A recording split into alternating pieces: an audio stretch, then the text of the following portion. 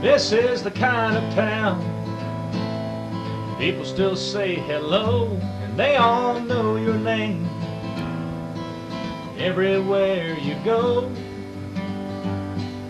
So plan on hanging around a while before you go on your way, 'cause there's a whole lot going on in Brewton, Alabama today.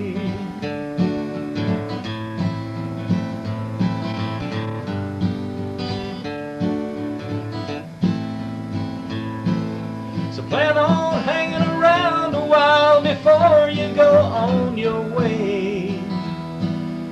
There's a whole lot going on down here in Brewton today.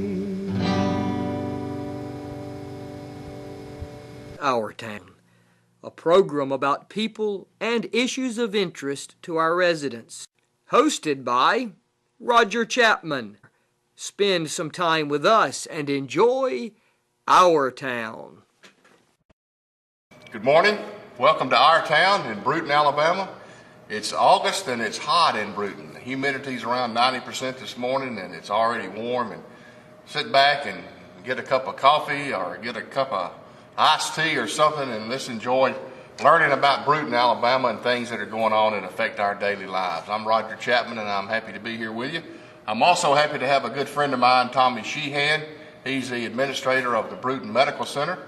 And Tommy, you're from Evergreen, Alabama, but it seems like you've been in Brewton all your life. I mean, you've been here longer than I have. I've been here about 30 years, and our families have grown up together. Our sons are got the same name. They went through every grade of school here in Brewton together, graduated from T.R. Miller, lived together in Alabama, and Tommy, proud to have you back in Brewton as the administrator. And heck, man, how's it going up there? Good, Roger. Thank you. It's a privilege to be here today. And yeah, I'm actually a native of Evergreen, but I've lived in Brewton for the last 32 years. Spent the first 20 years in the textile industry. I actually started out right here at Judy Bond in Brewton. And then the last 10 years spent at the hospital in Evergreen. Last April, came down to the medical center as the administrator, and it's been a fun year. So. Well, I know it's been a challenging year. I mean, one of the things that that we, healthcare. If you turn on the TV or you listen to talk shows, news shows, you're going to hear something about healthcare. You're going to hear something about Obamacare. You're going to hear something about, and I think you've referred to it. I've heard you give a Rotary program, the changing face of the delivery of healthcare in America. And especially in rural, small town Alabama or small town America. I mean, those are challenges that you have to get up every morning and face.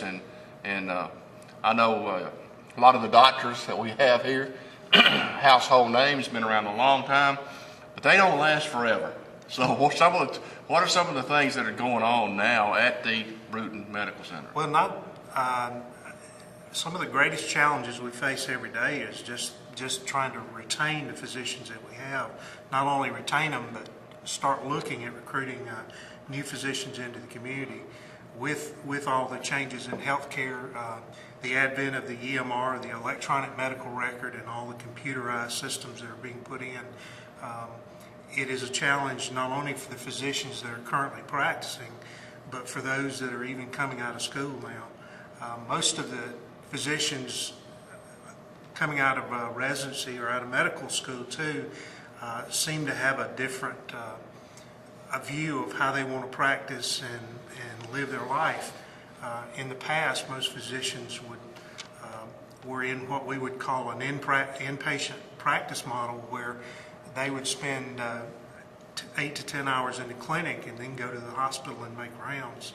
And some of the physicians now coming out of residency don't quite view it that way. They want to be strictly in like an outpatient setting where they just go to the clinic for 8 to 10 hours a day and then go home.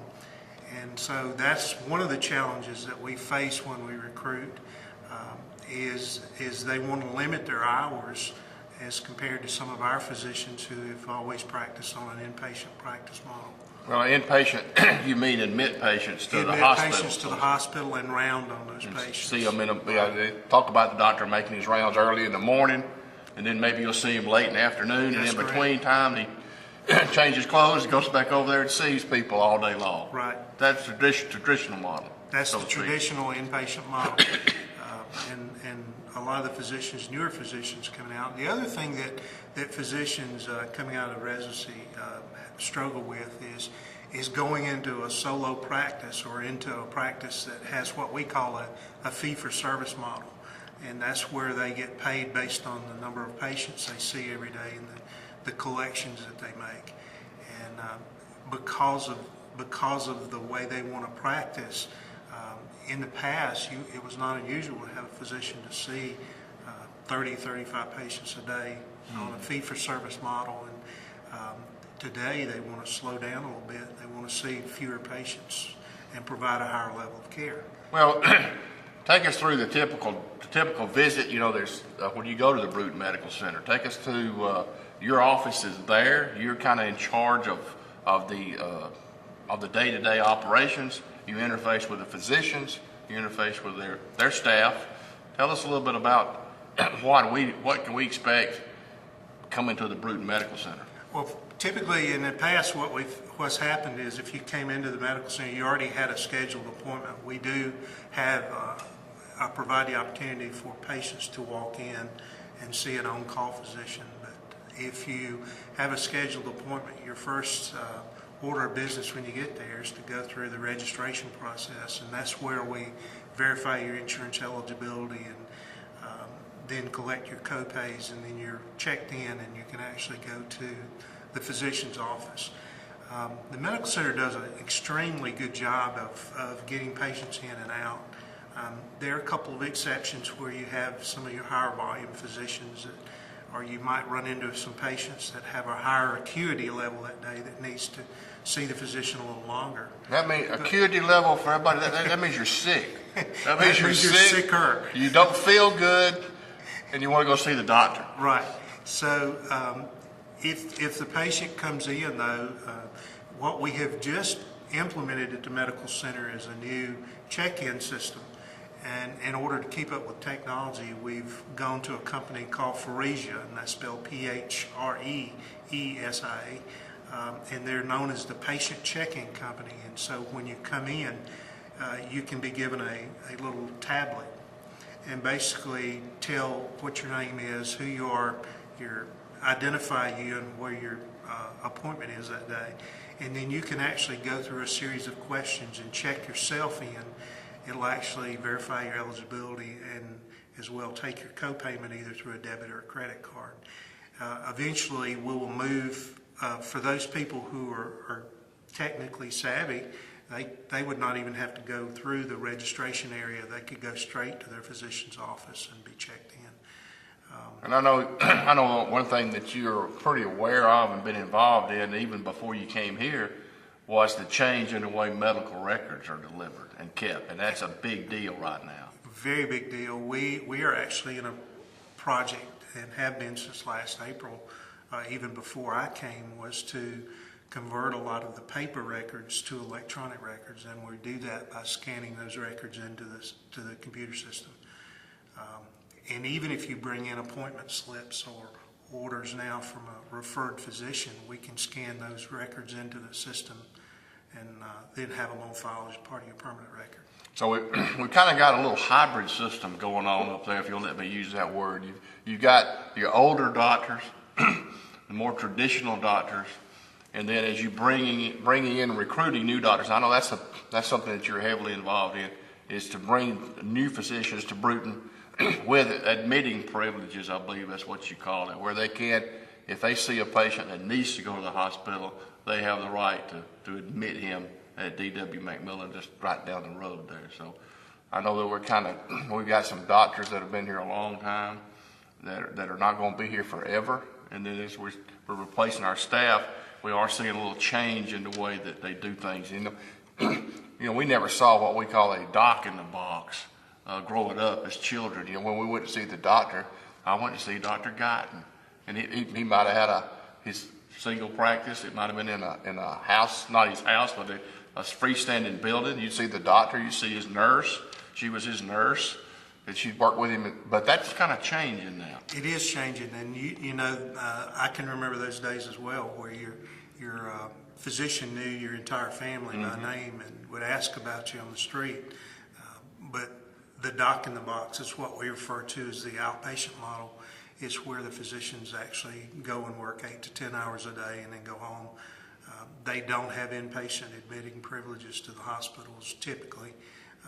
What they do is they admit to what's known as a hospitalist, which is a physician that's on staff at the hospital, and the hospitalist actually makes the rounds on the patients while they're in the hospital and communicates back to the family practice physician. And you mentioned something too a while ago about a physician on call. You have I didn't know that you have a physician on call that you're able to see as a walk-in patient at the Brewton Medical Center. That's correct. We have two physicians, a first and a second on-call physician. And so if you don't have an appointment with your physician and need to see the physician that day, you can actually come in and see that first or second physician on call. And they'll work you in. Now, typically when that happens is you might have to wait a little longer, but you would be able to get in to see the physician that day. And do you rotate that out? It is. It's rotated out every day. And our physicians are, for the norm, are in the clinic about 4.5 days a week. So every day, though, that first and second physician on call rotates out. We also have two what we call mid-level practitioners, and that's a term is relatively new, but for rural healthcare going forward, it's going to be very important, is a nurse practitioner or a physician assistant. And we currently, the Brewton Medical Center currently has two of those. One is Miss Lisa Hain, and she's a CRNP or nurse practitioner that works with Dr. Atkinson. And Dr. Atkinson is come back out of retirement to help us and doing a great job, but he and Lisa see patients together every day in his clinic. And then we have a new physician's assistant that's been hired in the last month. Her name is Kendi Polite Kirby, and she actually came to us from Atmore, and she is working in the pediatric practice with Dr. Thompson, and doing a great job there. They're seeing a lot of patients every day. So, tell me a little bit about, do you sit down with the doctors? Do y'all work out schedules? Are you at that level? Do y'all work out problems? I know you handle complaints from physicians, but sometimes we don't think about what goes on behind the scenes at a doctor's office. How does that structure work? Well, I tell you, we have and it's a difficult balance because their time is very valuable, and we have to look at it that way. But we have specific committees that works for that. It's sort of a management by committee. But at least once a month, I meet with the physicians at what we call a general business meeting. We also have an executive board or executive committee meeting, which is comprised of 3 of the physicians and myself. And typically, the executive committee makes most of the calls on the things that we're working on. Business meeting, we just go over the general operations of the business. We also have a lab committee, which oversees some of the management of our lab. And then we have one other committee that deals with just the financial side of the business. So it's basically four committee meetings a month. Typically, I have a leadership meeting once a week with my leadership team, and that's something new that we've started, and it works out very well. I've got several managers and supervisors, and we meet once a week to at least communicate the things that we're working on. So when stuff starts rolling downhill or doesn't going that well, one of those committees got to get together and try to solve that problem. Usually we try to handle it in the management level, but if it's a serious problem, then yeah, we have to, and we try to communicate all the issues back to our physicians because they, in fact, own the business. The physicians own the Brewton Medical Center. There are 8 partners in the business there. Dr. Atkinson is a locum tenens. He's on just a part-time. That sounds Latin. It is. Locum tenens. But he's just in a part-time practice with us until he can retire again. He says he's going to stay until we get another physician. So. Well, let's talk a little bit about the recruitment process. I know you bring them to town, you show them all the good things about Brewton. When you talk to them, when you bring a physician in that's right out of school, or a physician that you're recruiting that hasn't practiced somewhere, what do you offer them an office? Do you offer them a staff, or they try to hire their own staff, or how exactly does that work? We typically handle all of the staffing for them. The recruiting process itself is very difficult, and it's all new to me, but we spend a great deal of time on it. First thing you do is you've got to vet the candidate, or go through the candidate's history and what they've done in school. We recruit both those who have experience or those that come right out of residency. Typically, when a physician finishes medical school, in order for them to be board certified, they have to go through a residency program, and most residency programs last about 3 years. We are looking for typically board certified. Most of our bylaws at the hospital and at the medical center requires that they be board certified physicians. We have a couple that are what we call grandfathered in, but they have been board certified in the past. We look at the candidate though and their family and see what we have to offer from the standpoint of Brewton. Brewton's a great place to live. I've lived here 32 years, and it's one of those things when you get here, it's kind of hard to leave. Well, I've said a lot of times on this show and other places, if you could ever get somebody to Brewton, sometimes you can keep them in Brewton. Problem is getting them here. I mean, the demographics of Brewton, small town, not on the interstate, rural city, 50 miles from the beach, 90 miles from Mobile. And these kids coming out of school, especially the best and the brightest that have no ties to Brewton, no family in Brewton, to get one of those guys or girls, it's a hard sale. I mean, you're competing with Birmingham's, you're competing with Nashville's, you're competing with Atlanta's and places like that. And one of the biggest challenges that we've seen, and it's not only been here, but we face the same challenge in Evergreen, is selling the spouse, whether that be the husband or the wife, selling the spouse on the community and what it has to offer.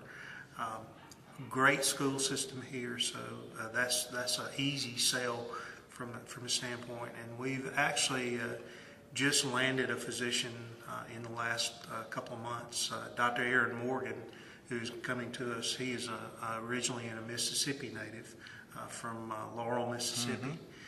But he's been in residency at USA and Mobile, and we've actually signed him to contract. He'll start practicing in the clinic next July. A year from now. A year from now. And we are actually working to try to get him in some ER shifts this fall at D.W. McMillan as well. So you actually you're a year out from having him here. Is that pretty typical? You got somebody that won't be here for a year? It is pretty typical. We've looked at a lot of candidates over the last year since Dr. Southworth left, and the hard part is finding someone that wants to come to a small town. Most of them we get a lot of candidates, but they don't want to come to an inpatient model. They want to be in an outpatient setting where they just work in the clinic. And in order, the medical center works very closely with the hospital, D.W. McMillan and Mr. Griffin, to try to. We have to try to coordinate care between both facilities. I mean, we're providing health care for the community, and so we have to look at all aspects of it when we're recruiting. And we're going to try to have Chris on here next week to talk a little bit about the hospital. And of course, I know when you're recruiting a doctor, the future plans of the hospital have to come into play. I mean, they want to look at that facility and see that facility, as well as the medical center, is moving forward and progressing and breaking ground, so to speak, and improving the physical facility. The medical center is a pretty new facility. It is. 15 years old. 15 years old. A hospital by that is a much older facility. Right. I think it was built in 1954. Right. So. And I was talking to Keith Horton, I think he's on the hospital board for the county, and we're talking about, talking to somebody yesterday too, about it's not unusual to have hospitals close in the state of Alabama. No, in the last 3 years, I think there's been 5 to 8 hospitals in the state of Alabama that's closed, and I can name a few of them, but it's getting more and more difficult for hospitals in the state of Alabama. The projection is that the next 3 years that there will be another 8 closed, and I think after that another 8 in the next 5 years after that.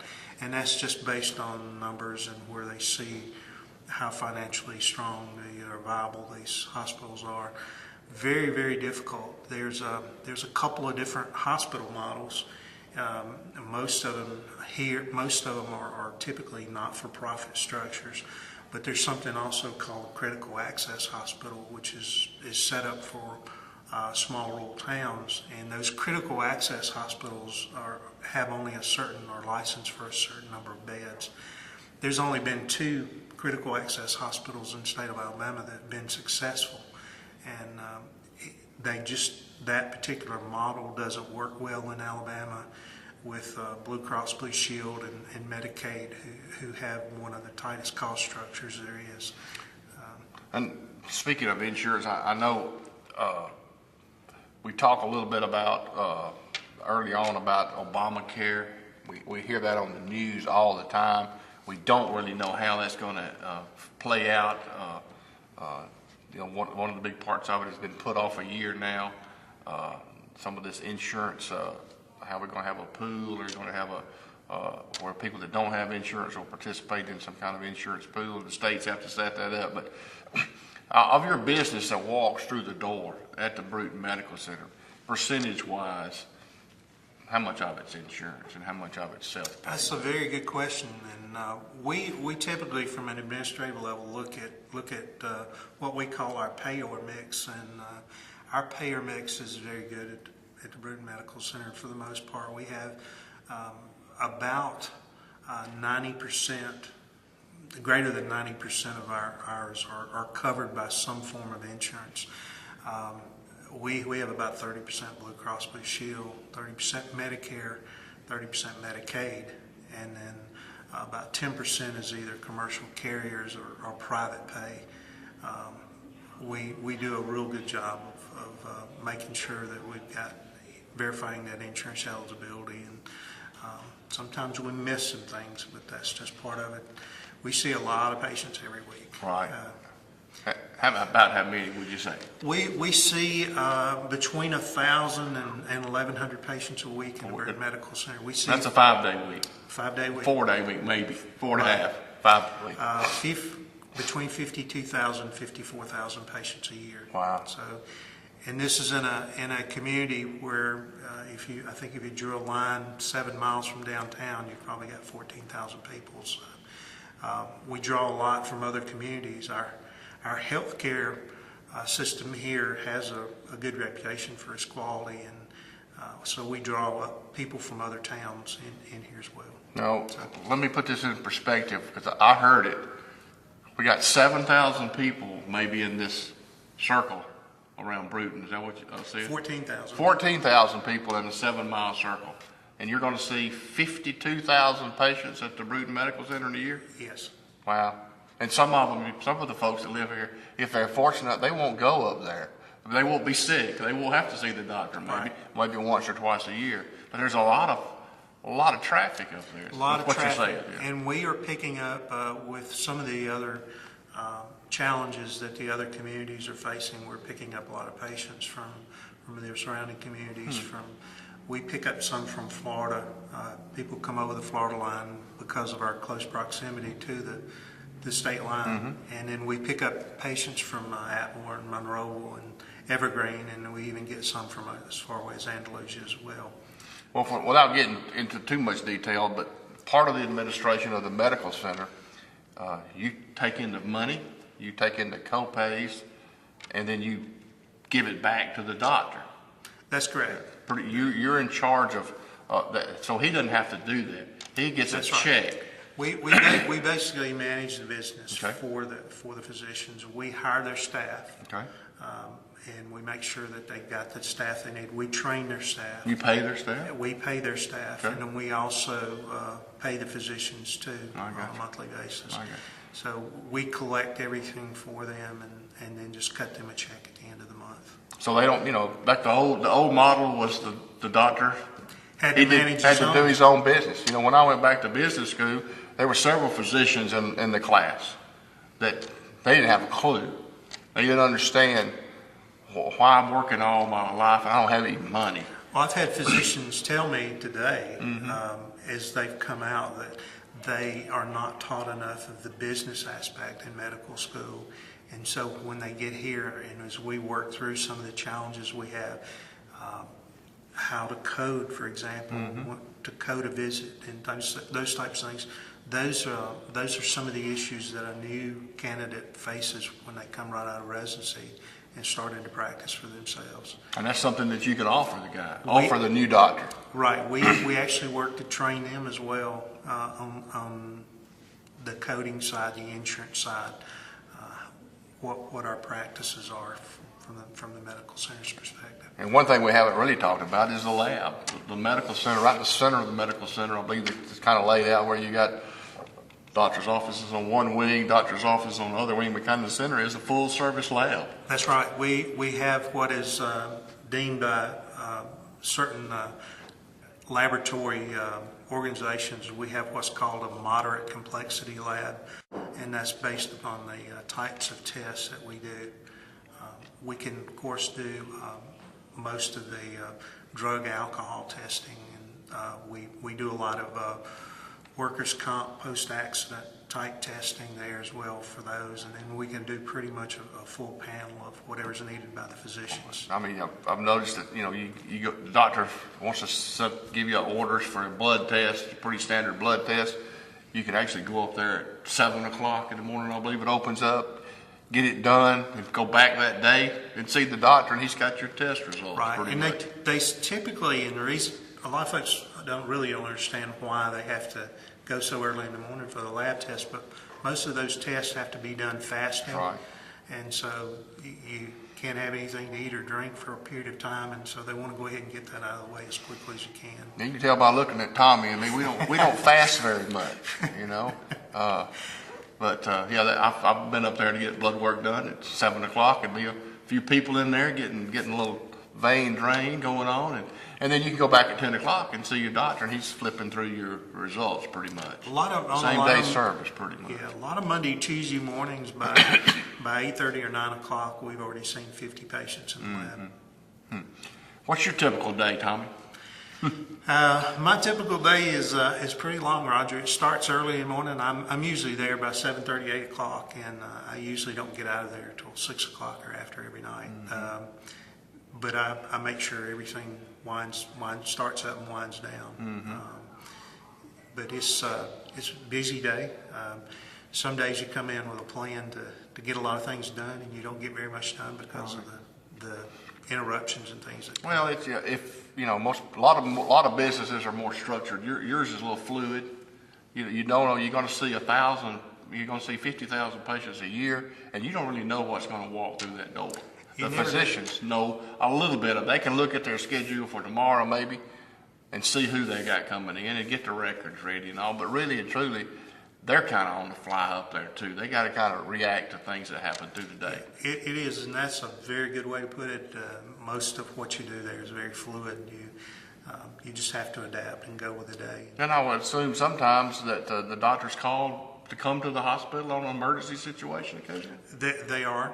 You've still got a couple of physicians that are involved in surgery, and so they, both of the OBGYNs, Dr. Heath and Dr. Walker, may get called out on a delivery, so they have to go over and take care of that. And when that happens, then those patient visits either have to be rescheduled or get pushed back. And I know one of the things that we were talking about at the Rotary Club table was a little bit about the emergency room, and there's examples where the emergency room is the place to go. There's examples in society where the emergency room is probably not the place to go, and the having a physician on call allows some of that expensive delivery at the emergency room for a routine illness to be taken care of in another setting. That's correct. It does. It allows those patients to come into the medical center and not go into the emergency room. Now, there are some instances where the acuity or the level of illness is bad enough. They probably do need to go on to the emergency room. And we've had them to come to the medical center and then be sick enough that they can't even get into the doctor's office, and we have to get them transported to the ER as well. Well, you're sitting at the, most everybody knows, but you got your doctor's offices there, examination rooms, full service lab, medical center, pharmacy is right there. Is that part of your group, or is that just kind of a freestanding? No, the medical center pharmacy is freestanding. Okay. It's private owned, privately owned, and it is renting space there in the building. We also at the medical center have a lot of specialists that come in as well that we rent space to. Orthopedic people. We have 2 different orthopedists that come into the building. We have cardiology consultants, which is a part of the Baptist group, Langhorne Cardiology Consultants, and they're there every day of the week. We also have some neurosurgeon and neurologists that come in as well. We have a pulmonologist that comes in from Andalusia a couple of times, 2 or 3 times a month. And these guys bring in a lot of their customers are from Brewton and the Brewton area, their patients, and they schedule those appointments ahead of time, and then when they're there, they have the ability to see them. We provide anything that they need, pretty much space and internet and anything they need to try to do their practice. I got you. Well, in that little complex up there, you got the hospitals, you got the medical center where the doctors are, you got a rehab facility, you got the pharmacy, so you've kind of got the whole package there, providing that. And when you bring in a doctor, he has the ability to look and see the whole infrastructure of the healthcare system here in Brewton. And Brewton has been very fortunate with that regard, Roger. The hospital and the medical center and the healthcare community as a whole in Brewton. I don't think you can go to many rural towns in Alabama or any other state for that matter and see the level of healthcare and how well it works together like it is here in Brewton. Well, I'll ask you one final question, Tommy. We'll wrap this up. I asked Chief McGugan this question. What's one of the things that you're most proud of about the Brewton Medical Center? And that's a little philosophical question, but you've been in other healthcare settings. What's something that you're proud of that we do a good job of here?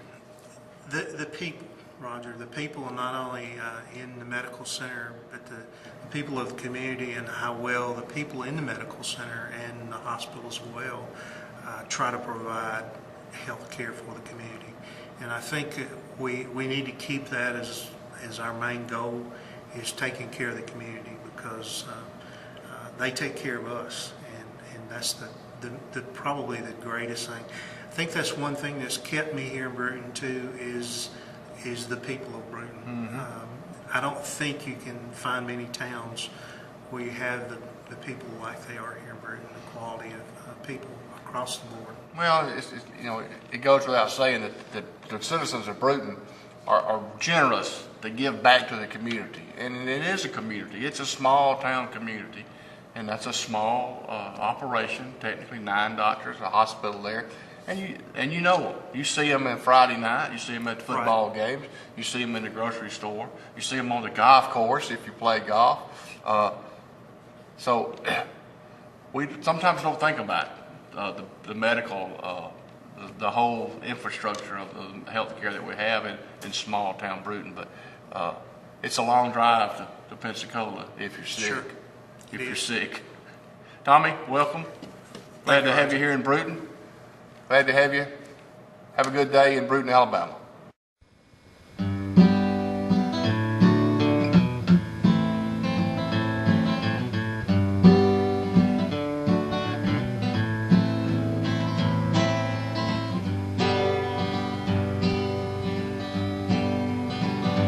This is the kind of town people still say hello, and they all know your name. everywhere you go.